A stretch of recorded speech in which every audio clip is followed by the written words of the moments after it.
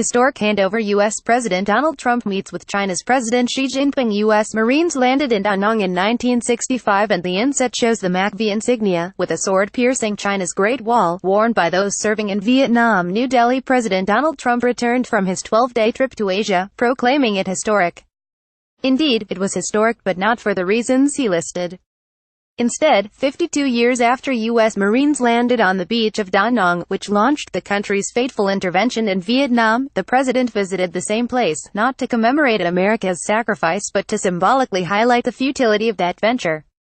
Washington policymakers intervened in Vietnam during the 1960s to prevent what they perceived as the domination of Communist China. This was a misreading of history. By frivolously relinquishing U.S. leadership in the region, Trump has finally lost the Vietnam War, that war against communism, to China. Trump claimed that one of his missions during his visit was to advance American interests in Asia. In the true Orwellian style that marks his presidency, he achieved precisely the opposite. The irony and symbolism was hard to miss with the event in Da Nang, where Vietnam hosted the Asia-Pacific Economic Cooperation Summit. The APEC Forum, since it began in 1989, has been a major U.S. initiative to restore its leadership in the region after the disastrous loss of influence in post-Vietnam War Asia. But Trump mounted the podium to essentially deplore the uselessness of multilateral trade organizations like APEC and leave the stage to China's newest strongman, President Xi Jinping. After crowing about the virtue of his America First approach, Trump devoted nearly a third of his address to whining about unfair treatment meted out by the World Trade Organization, the very organization the United States helped erect, one that has stabilized global trade and delivered unprecedented prosperity to the world. After telling the stunned audience that the United States would henceforth only pursue bilateral trade agreements, Trump left the hall. Xi then strutted in to literally take over the leadership role Trump left on the floor.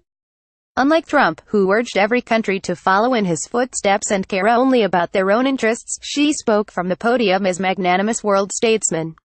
His speech strategically included words like globalization 7 times, international 11, inclusive 10, share and cooperation 11 each and global 33.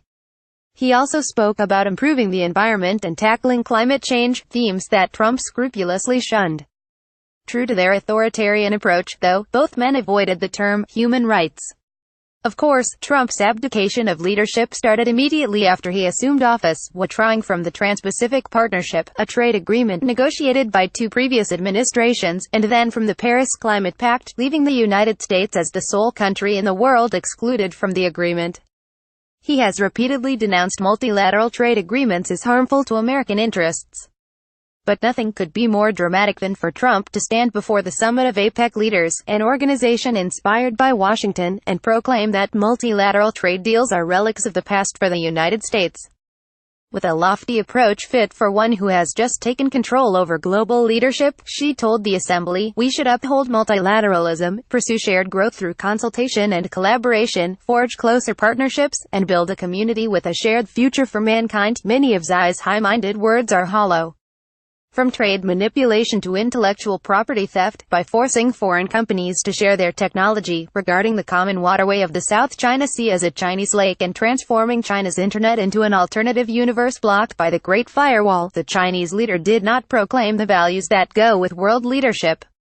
But his pledge to pursue an equitable and inclusive policy earned him the applause of Asian leaders shell-shocked by Trump's abdication of U.S. trade leadership.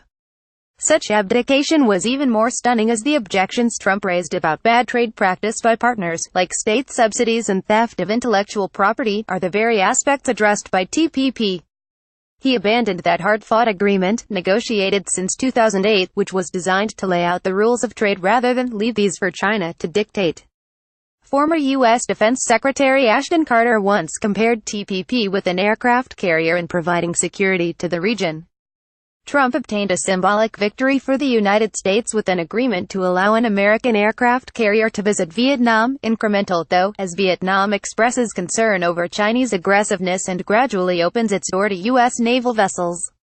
This symbolic move and the sale of Coast Guard vessels to Vietnam already negotiated under the Obama administration cannot compensate for the prestige and leadership lost by Trump with his flippant abandonment of multilateral trade, especially the TPP. Vietnam's authoritarian regime had made great concessions in order to enjoy the benefits of TPP, and it is now sorely disappointed. In his earlier stop in Beijing, Trump was clearly awed by the pomp and ceremony of a state dinner at the glittering Great Hall of the People. He heaped praise on Xi, calling him, perhaps tongue-in-cheek, a king. Trump boasted about being treated to a 2-hour banquet and loving every minute. Overwhelmed by Chinese hospitality, Trump went on to express his understanding of predatory Chinese behavior in trade as natural behavior for a nationalist government, undercutting his sharp criticism for unnamed countries while reading from a prepared text at APEC summit in Da Nang. Trump was 19 in 1965 and perhaps should not be expected to remember that tens of thousands of American troops had been dispatched to save South Vietnam from Chinese communist hegemony. The strategic reason advanced by U.S. administrations was to prevent Vietnam from becoming a domino falling to the so-called Red Chinese juggernaut. In 1964, the U.S. Secretary of Defense Robert McNamara said, Hanoi victory in South Vietnam would be a first step toward eventual Chinese hegemony over the two Vietnams in Southeast Asia and toward exploitation of the new wars of liberation strategy in other parts of the world. The U.S. mission to prevent Vietnam and the rest of Asia from falling into the hands of the Chinese Communist regime was graphically represented in the shield and shoulder patch of the Military Assistance Command in Vietnam that U.S. soldiers wore when sent to Vietnam, a silver American sword penetrating a red field and a stylized Great Wall of China.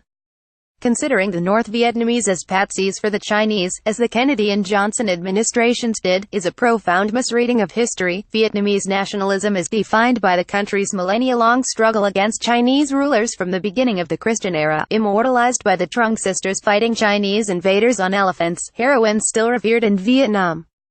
It took more than a decade after the fall of Saigon in 1975 for the Americans to appreciate Vietnam's historic role as a barrier to Chinese expansionism. Facing the renewal of its millennia-long Chinese threat, Hanoi has now turned to the United States. But in an irony of history, an American president, with a shallow and whiny speech in Da Nang, has handed over not only leadership of the region but also the entire global economy to China's autocratic ruler.